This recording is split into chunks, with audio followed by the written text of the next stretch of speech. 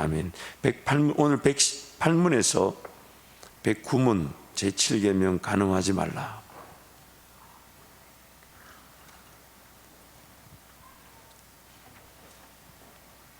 제8문 108문 제7계명에서 하나님께서 원하시는 것은 무엇입니까? 모든 부정은 하나님의 저주 아래 있습니다. 따라서 거룩한 혼인의 관계에 있든지 독신으로 있든지 우리는 어떤 부정이라도 마음으로부터 미워하고 순결하고 단정한 생활을 해야 합니다. 제7계명에서 하나님께서 원하시는 것은 무엇입니까? 모든 부정은 하나님의 저주 아래 있습니다. 따라서 거룩한 혼인의 관계에 있든지 독신으로 있든지 우리는 어떤 부정이라도 마음으로부터 미워하고 순결하고 단정한 생활을 해야 합니다. 그래서 제7계명에서 세 가지 내용을 우리에게 소개합니다. 첫 번째, 모든 부정, 즉 정조를 지키지 못하고 정결하지 못한 것은 죄로 인한 심판입니다. 하나님의 저주 아래에 있습니다. 두 번째, 독신자든지 결혼자든지 하나님의 순결한 신부로서의 삶이 요구됩니다. 세 번째, 하나님의 백성들은 마음으로부터 부정을 미워하고 순결하고 단정한 생활을 해야 합니다. 그래서 첫 번째, 모든 부정, 즉 정조를 지키지 못하고 정결하지 못한 것은 죄로 인한 심판입니다. 하나님의 저주 아래 있습니다. 우리 하나님 말씀 함께 선포합니다. 너희의 전에 있던 그 땅 거민이 이 모든 가증한 일을 행하였고 그 땅도 더러워졌느니라. 너희도 더럽히면 그 땅이 너희 있기 전 거민을 토함과 같이 너희를 토할까 하노라. 무릇 이 가증한 일을 하나라도 행하는 자는 그 백성 중에서 끊쳐지리라. 너희도 이것을 정령히 알거니와 음행하는 자나 더러운 자나 탐색하는 자 곧 우상 숭배자는 다 그리스도와 하나님 나라에서 기업을 얻지 못하리니. 두 번째, 독신자든지 결혼자든지 하나님의 순결한 신부로서의 삶이 요구됩니다. 함께 말씀을 선포합니다. 이스라엘의 하나님 여호와가 이르노니 나는 이혼하는 것과 학대로 옷을 가리우는 자를 미워하노라.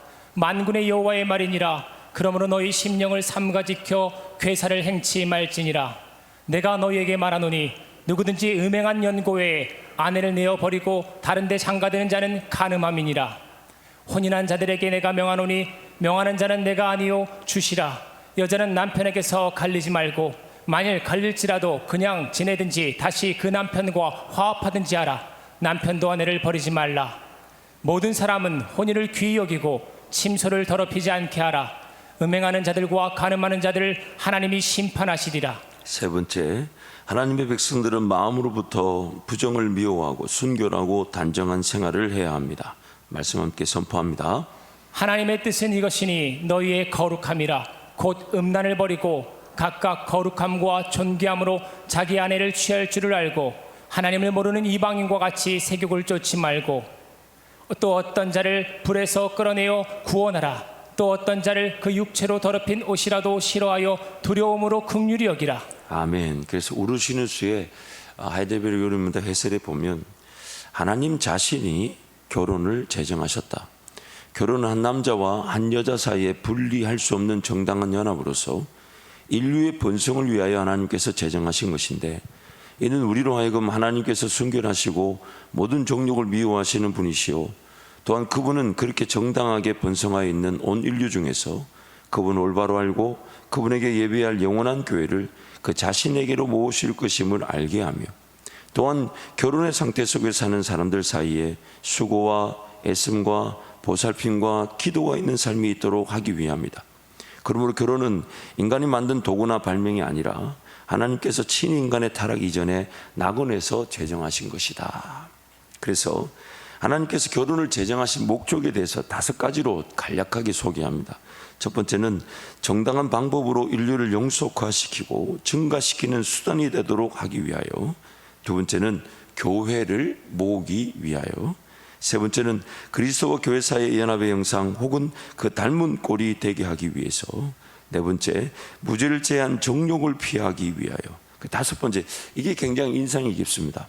결혼한 당사자들 사이에 수고와 기도의 삶이 있게 하기 위하여 이 결혼을 하나님께 제정하셨다는 것이죠. 즉 우리가 이미 말씀을 살펴본 대로 세상은 처음부터 교회라는 이 공동체를 하나님께서 주시진 않았어요. 가정이라는 공동체를 주셨죠. 왜냐하면 그 가정이 바로 교회의 원형이었습니다.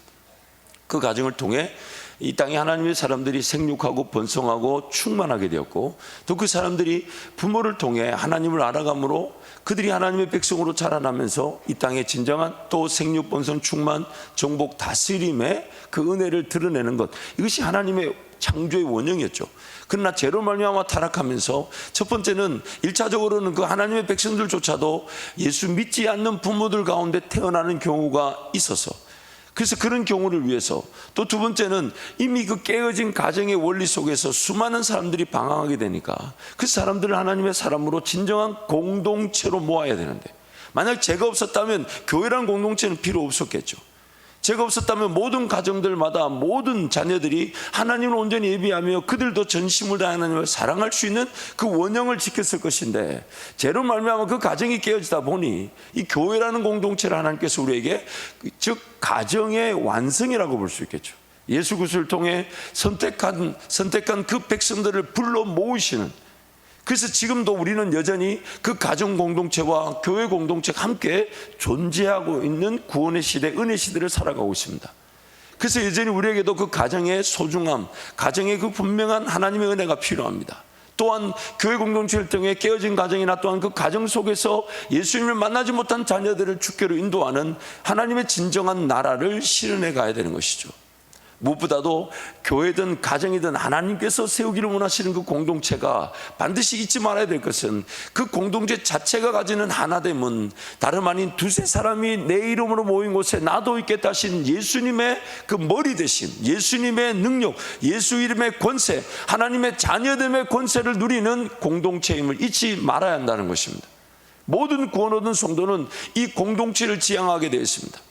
그래서 그것이 예수 믿는 가정이라는 것은 교회 구성원 안에 가정으로서, 또한 교회 모든 공동체 지체들은 예수 그리스도를 머리에 들고 하나가 되어 예수 그리스도 그분과 함께 동행하는 삶, 세상과 간음하지 않은 채 하나님의 거룩한 신부로 구별되는 삶을 추구하게 되는 것입니다.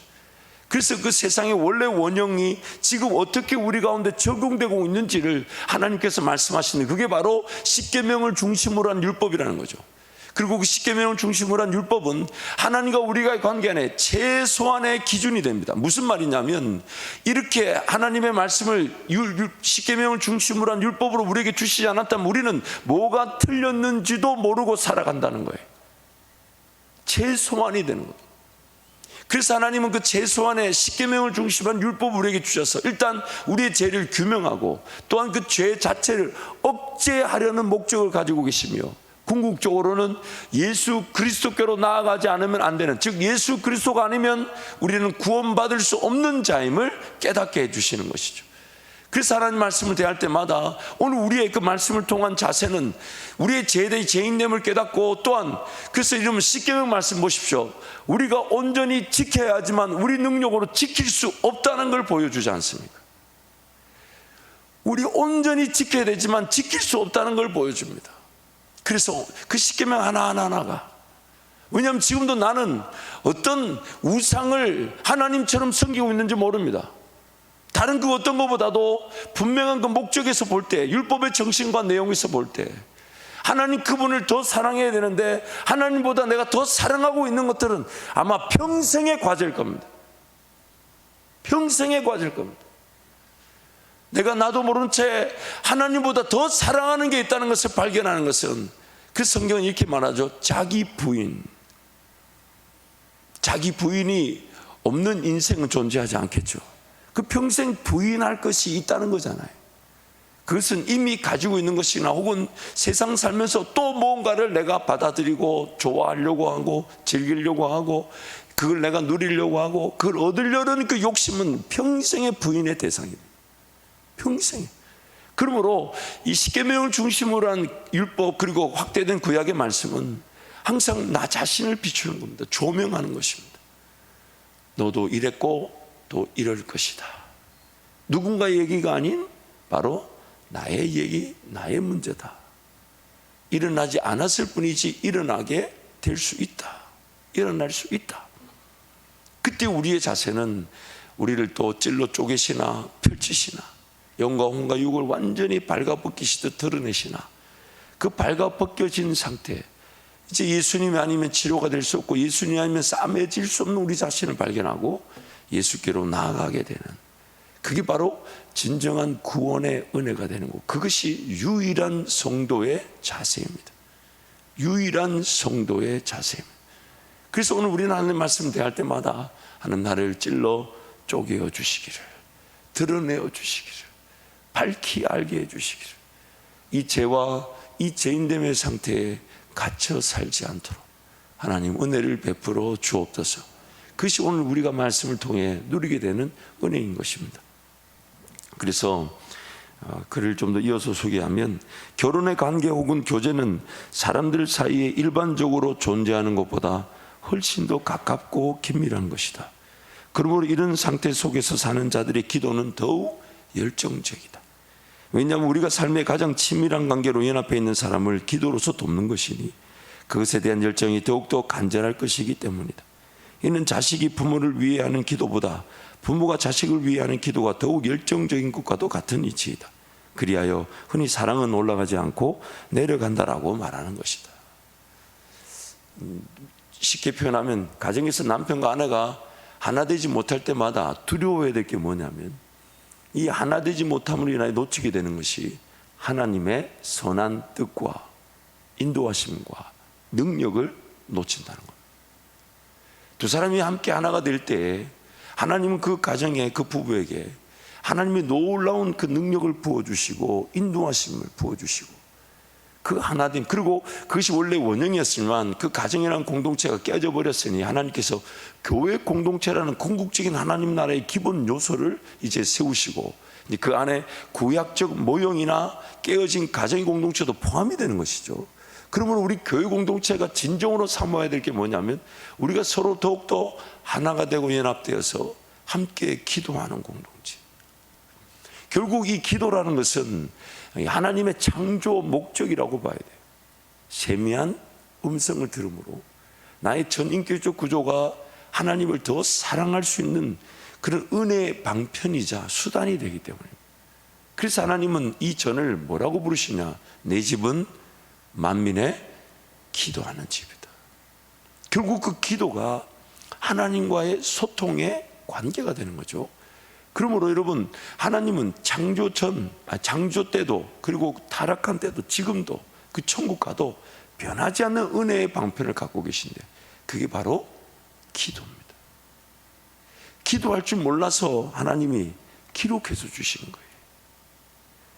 하나님, 원래 이 책이 없던 창조 때 아담과 하와는 온전한 소통, 기도라는 단어조차도 쓸 필요가 없는, 하나님 음성을 그대로 들을 수 있고 그대로 순종할 수 있는, 심지어 아담과 하와가 선악과를 알게 하는 나무 열매를 따먹었지만 아담아 아담아 네가 어디 있느냐, 이미 타락했는데, 그래서 아담과 하와는 숨었는데, 도망갔는데 하나님은 그들에게 말씀하셨고 그들은 들을 줄 알았다는 거예요. 그러나 점점 세상이 지나가면 지날수록 그 타락은, 그 세상은 더 어두워져 가죠. 이제는 이렇게 기록된 말씀이 아니라면 그 음성을 전혀 식별할 수 있는 기준이 없는 세상, 그런 사람들. 그러나 이 하나님의 말씀을 통해서 우리의 영적인 영안이 발라지며 분별의 기준들이 생겨나고 건강한 하나님과의 관계가 추구될 때에 나에게 주시는 그 분명한 하나님의 주관적인 음성도 유효합니다. 그러나 그 주관적인 음성 반드시 이 기록된 말씀의 범위를 벗어나지 않는 객관된 진리 위에서 하나님의 말씀이 주관적으로 주어지게 되는 것이죠. 그러므로 오늘 우리의 삶의 진정한 삶의 가치와 목적은 다름 아닌 기도인데, 나은 사람의 구원받고 거듭난 사람의 그 기도는 다름 아닌 공동체, 그 가정에서부터 시작하여, 그리고 또한 그 가정들의 연합인 진정한 하나님 나라의 그 공동체의 기본 단위, 교회. 그래서 예수님이 두세 사람이 내 이름으로 모인 그곳에 나도 있다. 그것이 오늘 진정한 교회의 권세가 되는 것입니다. 예수 이름으로 모여 예수 이름으로 기도하는 공동체, 하나님의 자녀, 예수 이름만을 자랑하는 교회 공동체. 그러므로 이런 부부간과의 간음의 문제는, 즉 하나님과의 관계의 간음의 문제며, 그래서 부부간의 하나됨과 교회가 하나됨은 이 바로 하나님께서 그 사랑의 관계를 통해 하나님의 진정한 가치와 능력이 그 뜻이 깨달아지고 기도되어지는 그 공동체를 우리에게 말씀해 주고 계신 것입니다. 단지 결혼관계, 부부관계 혹은 그 가정의 관계만을 지향하는 것이 아닙니다. 그것은 매우 소극적이고 최소한의 단위라고 볼 수 있겠죠. 그러나 확장된 적극적인 단위에서는 하나님 나라, 교회 공동체 안에 하나됨. 그래서 여러분, 우리는 그런 교회를 지향해야 되는 것이죠. 난 사람의 신앙생활 끝나는 것이 아닌 함께 더 사랑하고 연결되고 결합되어져서 함께 하나님 나라를 바라볼 때 그것이 힘이 있는 겁니다. 그것이 교회의 권세가 되고 능력이 되는 것입니다. 그것을 맛볼 때에 이 지역사회 복음화와 세계 선교가 자연스럽게 일어나게 되는 것이죠. 그러나 우리가 서로 하나 되기만을 기다렸을 때는 지역 전도와 또 복음 전파, 세계 선교 이런 것들은 요원해지기 쉽습니다. 그래서 어떻게 해서든지 하나됨을 추구하면서 또한 지역 복음 전파와 세계 선교에도 또 신경을 쓰고 최선을 다하는 것이죠. 그러므로 오늘 우리가 이런 부부관계의 그 간음의 문제가 하나님과 우리의 간음의 문제라는 걸 잊지 말아야 돼요. 그래서 109문, 하나님께서는 이 계명에서 간음 또는 그와 같은 부끄러운 죄만을 금하십니까? 우리의 몸과 영혼이 모두 성신의 전이기 때문에 우리가 몸과 영혼을 순결하고 거룩하게 지키기를 원하십니다. 그렇게 하나님께서는 모든 부정한 행동이나 몸짓, 말이나 생각이나 욕망, 또한 그리로 유혹하는 모든 것을 금하십니다. 제 109문, 하나님께서는 이 계명에서 간음 또는 그와 같은 부끄러운 죄만을 금하십니까? 우리의 몸과 영혼이 모두 성신의 전이기 때문에 우리가 몸과 영혼을 순결하고 거룩하게 지키기를 원하십니다. 그렇게 하나님께서는 모든 부정한 행동이나 몸짓, 말이나 생각이나 욕망, 또한 그리로 유혹하는 모든 것을 금하십니다. 그래서 첫 번째, 구원 얻은 백성들의 몸과 영혼은 성령 하나님이 거하시는 전이기 때문에 하나님께서는 우리의 몸과 영혼이 순결하고 거룩하게 지켜지기를 원하십니다. 두 번째, 그래서 하나님께서는 모든 부정한 행동이나 몸짓, 말이나 생각이나 욕망을 금하십니다. 세 번째, 또한 부정으로 유혹하는 모든 것을 금하십니다. 그래서 첫 번째, 구원 얻은 백성들의 몸과 영혼은 성령 하나님이 거하시는 전이기 때문에 하나님께서는 우리의 몸과 영혼이 순결하고 거룩하게 지켜지기를 원하십니다. 함께 말씀 선포합니다. 음행을 피하라. 사람이 범하는 죄마다 몸 밖에 있거니와 음행하는 자 자기 몸에 죄를 범하느니라. 너희 몸은 너희가 하나님께로부터 받은 바 너희 가운데 계신 성령의 전인 줄을 알지 못하느냐. 너희는 너희의 것이 아니니라. 값으로 산 것이 되었으니 그런즉 너희 몸으로 하나님께 영광을 돌리라. 두 번째, 그래서 하나님께서는 모든 부정한 행동이나 몸짓, 말이나 생각이나 욕망을 금하십니다. 신명기 말씀부터 함께 선포합니다. 그 일이 참되어 그 처녀에게 처녀인 표적이 없거든 처녀를 그 아비 집 문에서 끌어내고 그 성읍 사람들이 그를 돌로 쳐 죽일지니 이는 그가 그 아비 집에서 창기의 행동을 하여 이스라엘 중에서 악을 행하였음이라. 너는 이와 같이 하여 너희 중에 악을 제할지니라. 남자가 유부녀와 통간함을 보거든 그 통간한 남자와 그 여자를 둘 다 죽여 이스라엘 중에 악을 제할지니라. 처녀인 여자가 남자와 약혼한 후에 어떤 남자가 그 성읍 중에 만나 통간하면 너희는 그들을 둘 다 그 성읍 문으로 끌어내고 그들을 돌로 쳐 죽일 것이니 그 처녀는 성읍 중에 있어서도 소리 지르지 아니하였으며 그 남자는 그 이웃의 아내를 욕보였음이라. 너는 이같이 하여 너희 중에 악을 제할지니라. 만일 남자가 어떤 약혼한 처녀를 들에서 만나서 강간하였거든 그 강간한 남자만 죽일 것이요 처녀에게는 아무것도 행치 말 것은 처녀에게는 죽일 죄가 없음이라. 이 일은 사람이 일어나 그 이웃을 쳐 죽인 것과 일반이라. 남자가 처녀를 들에서 만난 까닭에 그 약혼한 처녀가 소리질러도 구원할 자가 없었음이니라. 만일 남자가 어떤 약혼하지 아니한 처녀를 만나 그를 붙들고 통관하는 중 그 두 사람이 발견되거든 그 통관한 남자는 그 처녀의 아비에게 은 50세겔을 주고 그 처녀로 아내를 삼을 것이라. 그가 그 처녀를 욕보였은즉 평생에 그를 버리지 못하리라. 또 간음치 말라 하였다 하는 것을 너희가 들었으나 나는 너에게 이르노니 여자를 보고 음욕을 품는 자마다 마음에 이미 간음하였음이니라. 음행과 온갖 더러운 것과 탐욕은 너희 중에서 그 이름이라도 부르지 말라. 이는 성도의 마땅한 반이라. 누추함과 어리석은 말이나 희롱의 말이 마땅치 아니하니 돌이켜 감사하는 말을 하라. 세 번째, 또한 부정으로 유혹하는 모든 것을 금하십니다. 함께 말씀 선포합니다. 속지 말라. 악한 동무들은 선한 행실을 더럽히나니 술 취하지 말라. 이는 방탕한 것이니 오직 성령의 충만을 받으라. 그래서 그 종려숙 목사님의 글을 소개하면요, 제7계명은 간음하지 말라이므로 오직 간음이나 간음과 같은 추악한 재만을 금지하는 것처럼 보입니다. 하지만 여기서 간음은 모든 불교를 대표합니다. 하나님은 거룩하심으로 하나님의 형상으로 만들어진 사람 역시 거룩해야 합니다. 그런데 이런 거룩한 삶을 사람들이 살지 못하여 하나님이 사람이 되시어 죽으심으로써 사람들을 어렵게 하셨습니다. 성령 하나님은 우리가 거룩한 삶을 살게 하기 위해 아예 우리 안에 내주하십니다. 우리는 내주하시는 성령님에 맞게 몸과 영 모두를 순결하고 거룩하게 보존해야 합니다. 제7계명은 바로 이 순결과 거룩함을 유지하도록 간음하지 말라고 말합니다.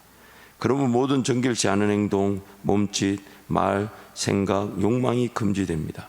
그리고 사람들을 유혹하여 이것들이 이르게 하는 모든 것 역시 금지됩니다. 야고보서 4장 4절 10절 말씀 함께 선포합니다. 간음한 여인들아, 세상과 벗된 것이 하나님과 원수됨을 알지 못하느냐? 그런즉 누구든지 세상과 벗이 되고자 하는 자는 스스로 하나님과 원수되는 것이니라. 너희는 하나님이 우리 속에 거하게 하신 성령이 시기하기까지 사모한다 하신 말씀을 헛된 줄로 생각하느냐? 그러나 더욱 큰 은혜를 주시나니 그러므로 일러스되 하나님이 교만한 자를 물리치시고 겸손한 자에게 은혜를 주신다 하였느니라. 그런즉 너희는 하나님께 복종할지어다. 마귀를 대적하라. 그리하면 너희를 피하리라. 하나님을 가까이 하라. 그리하면 너희를 가까이 하시리라. 죄인들아, 손을 깨끗이 하라. 두 마음을 품은 자들아, 마음을 성결하게 하라. 슬퍼하며 애통하며 울지어다. 너희 웃음을 애통으로, 너희 즐거움을 근심으로 바꿀지어다. 주 앞에서 낮추라. 그리하면 주께서 너희를 높이시리라. 아멘. 하나님께서는 우리를 하나님과 영적 관계에서 신부로 보십니다. 거룩한 신부. 하나님께서 결혼 가정과 교회를 그분의 신부로 삼으셨습니다. 그래서 호세아서 2장부터 말씀을 보면 내 남편이라 일컫고 다시는 바알이라 일컫지 않겠다. 2장 24절부터 23절 말씀에 하나님께서 이스라엘 백성들을 향하여 하신 말씀이 나는 그들의 남편이다. 또 고린도후서 11장 2절 3절 보면 이런 말씀이 있습니다. 내가 하나님의 열심으로 너희를 위하여 열심을 내노니 내가 너희를 정결한 처녀로 한 남편인 그리스도께 드리려고 중매함이로다. 그러나 나는 뱀이 그 간계로 하와를 미워한 것 같이 너희 마음이 그리스도를 향하는 진실함과 깨끗함에서 떠나 부패할까 두려워하노라. 너희를 정결한 신부로 그리스도께 중매하려고 한다. 하나님과 우리의 관계, 그 거룩한 신부. 우리가 서로 배반했다는 것은 우리가 하나님을 배반한 것입니다. 하나님과의 결혼관계가 깨어진 것은 하나님과 원수됨, 세상과 벗됨, 교만함, 그리고 두 마음을 품은 것입니다. 모든 하나님의 백성들은 하나님의 거룩한 신부로서 결혼가정과 교회와의 관계를 지켜야 합니다. 그래서 사도 바울은 좀 더 고린도전서 7장에서 좀 실질적인 어떤 그런 부분들에 대해서 쭉 이렇게 말씀을 나눕니다. 사실 시간이 있다면 다 한번 읽어보면 좋을 텐데 1절에서 17절 말씀을 이렇게 쭉 보면 음행을 피하기 위해 남편을 두고 남편을 뒀을 때 아내의 역할, 남편의 역할. 그러나 만약에 그것이 부득불 어쩔 수 없이 깨어졌다면, 근데 그런 얘기도 하죠. 믿지 않은 남편이 믿는 아내를 통해 구원받을지, 혹은 믿지 않는 아내가 믿는 남편을 통해 구원받을지, 그런 관계들. 또 심지어 어쩔 수 없이 이혼을 했다면 그 이혼한 상태에서 그냥 지내는 것이 더 좋지 않겠냐. 만약에 어떤 재혼을 하게 된다면 어떤 관계를 분명히 살펴야 되지 않냐. 그런 현실적인 얘기를 쭉 하면서 사도 바울이 뭐라고 계속 강조하냐면 하나님이 지금 당신을 부르신 그대로 좋게 지내라. 좀 더 정확하게 번역하면요, 하나님이 지금 당신 있는 모습 그대로를 받아주시니 각자의 형편에 따라 하나님 앞에 거룩한 신부로 세워지기를 사모하며 부르심을 받은 그대로 지내라. 지금 있는 부르심을 받은 그대로 지내라. 그래서 지금 여러분 어떤 결정과 어떤 상태에 있든지 간에 그 하나님의 그 분명한 그 부르심, 즉 거룩한 신부로서의 삶의 자세를 추구하며 살아가도록 성령께서 우리와 함께하고 계신다는 겁니다. 많은 학자들이 인정하지는 않습니다만은 이 고린도전서 7장에서 나오는 결혼 관계 속에서 나타날 수 있는 여러 가지 일들에 대해서 사도 바울이 7장 전체를 언급합니다. 그래서 나중에 한번 여러분 고린도전서 7장 말씀 전체를 한번 읽어보세요. 거기 보면 결혼 관계뿐만 아니라 중간에 그 주인과 종의 관계, 노예 관계, 뭐 세상에 묶인 관계 이런 것까지도 다 논하고 있는데, 그 논하는 얘기를 쭉 가지고 몇몇 학자들은 사도 바울이 이혼했을 것으로 추정하기도 합니다.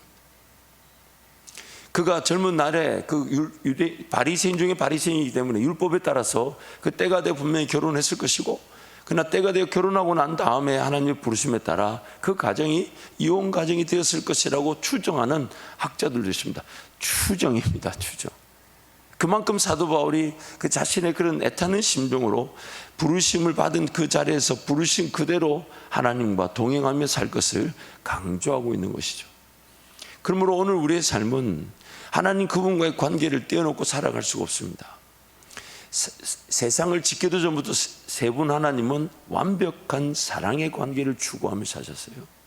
그러면서 그 사랑을 그 하나님의 사람들로 맛보게 하시기 위해서 남자와 여자를 두시고, 그것이 궁극적으로는 모든 관계, 즉 나와 나의 이웃의 관계 속에서 하나님의 사랑을 경험하는데, 이 하나님은 삼자, 즉 사랑을 하는 이와 사랑을 받는 이, 그리고 그 사랑을 제3자적 관점에서 증거해주고 확정해주고 증인이 되어주는 이 3자적 관점인데, 사람의 입장, 우리는 양쪽 당사자들밖에 없죠. 알고 봤더니 하나님이 제3자적 관점에서 우리와 3자적 사랑의 관계를 이루고 계신 것입니다. 그래서 그 결혼 관계가 다름 아닌 머리 대신 예수 그리스도와 그의 교회에 대해서 말한다. 에베소서에서 그렇게 그것이 비밀이다, 그렇게 말씀하는 거죠. 그래서 오늘 우리의 삶은 그 하나님과의 관계적 측면에서 모든 것이 해석이 되어야 됩니다. 누가복음 15장에 보면 둘째 아들이 아버지의 재산을 받아 떠나죠. 그때 아버지의 재산을 받아 가보니까 아버지 아래에 있을 때는 뭐든지 다 잘 될 것처럼 보이지만, 아버지 재산, 그 많은 재산을 가지고 세상 나가봤지만 자기 힘으로 그 재산이 관리조차 되지 않고 나중에는 돼지가 먹는 지업 열매조차 주는 사람이 없더라. 그래서 이렇게 얘기하죠. 내 아버지 집에 가면 이것도 풍성히 먹는 사람이 있을 텐데. 그러면서 이제 돌아와 보니까 세상에 아버지가 자기를 한 번도 잊지 않고 기다리고 계셨다는 거죠. 그때 이 아들이 이렇게 말하면서 돌아옵니다. 내가 하늘과 아버지께 죄를 지었사오니. 왜냐하면 우리의 삶은 하나님과 관계를 떨쳐놓고 생각할 수 있는 삶이 아니기 때문에, 모든 삶의 원리, 기준, 질서가 하나님과의 관계 중심, 심지어 내가 누군가를 사랑하며 누군가를 섬기는 것도 하나님과 나와의 관계가 올바른 사랑의 관계, 거기서 힘을 얻지 못하면 누구를 섬기고 사랑할 능력조차 갖지 못하게 됩니다. 그래서 1계명부터 4계명, 즉 하나님과 나와의 관계가 우선적으로 세워져야 되며, 그 다음에 내 이웃과의 관계, 가정의 관계, 교회의 관계, 지역과의 관계, 그 이웃과의 관계가 하나님의 사랑을 드러낼 수 있는 기회가 되는 것이죠. 그래서 하나님께서 우리에게 말씀하시는 거예요. 하나님의 거룩한 신부, 예수 그리스도의 신부다운 삶을 추구하라. 여러분, 만약에 뭔가 끊어야 되고 정리해야 될 것이 있다면 이렇게 한번 사모해 보시죠. 하나님, 내가 이거를 한번 거절하고 이걸 한번 정리했을 때 거룩한 신랑 되신 주님이 어떻게 나와 함께 오고 계신지를 확인하는 은혜의 기회가 되게 해 주십시오. 왜냐하면 더 풍성한 은혜가 있는데 그것을 잊어버린, 전혀 모르다 보니까 그 조그마한 거 붙들고 씨름하고 싸우는 거거든요. 그러니까 우리 예수 그리스도는 십자가 뒤에 엄청난 그 하늘 영광 보좌의 그 은혜가 뭔지를 아니까 뭐라고 얘기하냐? 십자가를, 그 부끄러움을 참으시고 개의치 않으셨다. 근데 우리는 예수님처럼 그 너머의 영광을 보지 못했어요. 몰라요. 아니, 실질적으로 아는데, 경험했지만 그러나 오늘 이후에 나타날 영광은 모르죠. 그러니까 하나님, 제가 정말 이 죄나 혹은 이 잘못된 문화나 습관, 이거를 제가 계속 붙들고 씨름하고 있는데 이거 이후에 나타날 영광을 보지 못한 채 이 작은 거 가지고 씨름하고 있는 이 종을 불쌍히 여주시고, 하나님, 제가 이거 한번 거절할 수 있도록 도와주시고, 그리고 이 거절이 이 하나님의 그 거룩한 심보로서 이 하나님의 은혜를 구하는 이 일이 하나님 나에게 어떤 은혜를 준비해 놓고 기다리고 계신지를 확연히 알게 해주셔서 앞으로도 더 놀라운 은혜, 그것이 구체적으로 무엇이 모르나 그 더 놀라운 은혜를 위해 오늘 그 작은 것에서 벗어나기를 원하시는 그 하나님 은혜를 누리게 하여 주십시오. 그래서 오늘도 그렇게 주님과 동행하는 거룩한 신부로 살아가는 우리 모두가 되기를 축복합니다.